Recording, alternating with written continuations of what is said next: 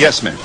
You constantly speak of injustice in the country. Look at the injustice that you're doing to these people. Let America be the way it should be. What do you want to separate everyone for? What is the purpose of that? That's not this country.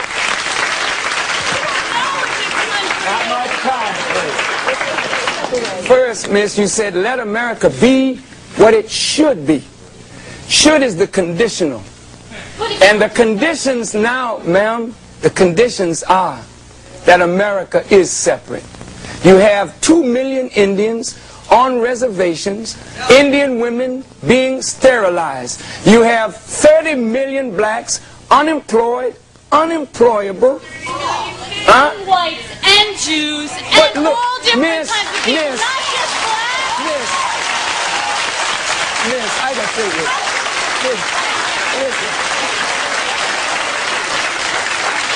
Miss, Jews have organizations and leaders looking out for their concerns.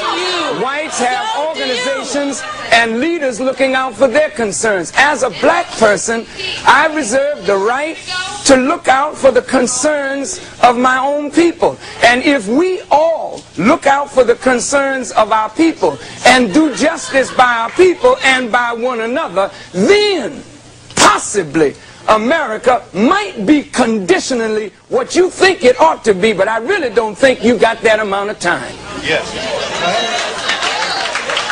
Yes, ma'am.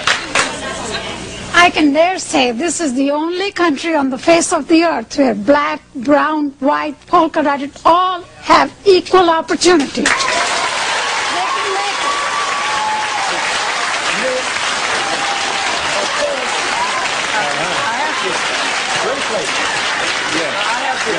Briefly. Minister Farrakhan, I've been reading the NAACP reports and the National Urban League reports, and recently I was reading in the Washington Post where Dr. Kenneth Clark, one of our greats, was now lamenting over the fact that he has found that America is indeed separate and unequal, and that he has lived his entire life fighting for integration. Would you please, for these few moments, to the blacks who are listening in the audience, speak of a black united front and how we can begin to pull our people together?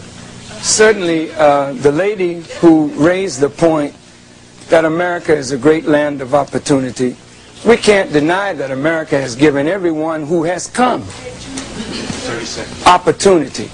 But to the blacks who built this, I suggest to you, miss, you are not qualified to speak for us.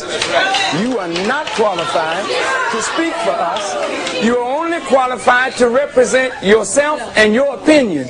But really, those of us who have suffered this, we know what we're talking about. So now I would like to just address I'll give you this an point. opportunity in just a moment.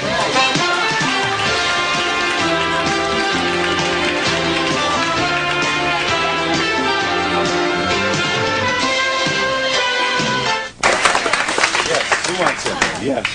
I just want to say that I'm so scared to go around the world next year because I was never a prejudiced person until I'm listening to you. It's really scary hearing what you're saying. I'm very scared. You're not preaching.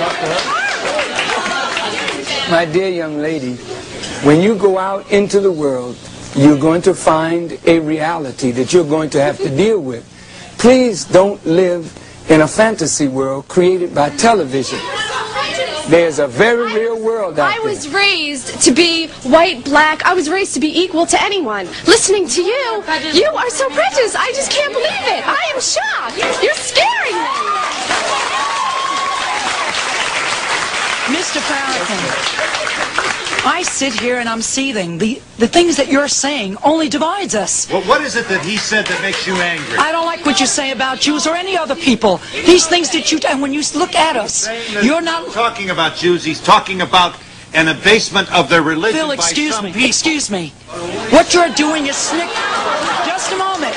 You have been sitting there for an hour and you've been snickering and sneering at us. Yes. We don't look at you that way. We're giving you the respect, the full hour to listen. You're not Martin Luther King, who brought us together. I could listen to him forever, but you're dividing us.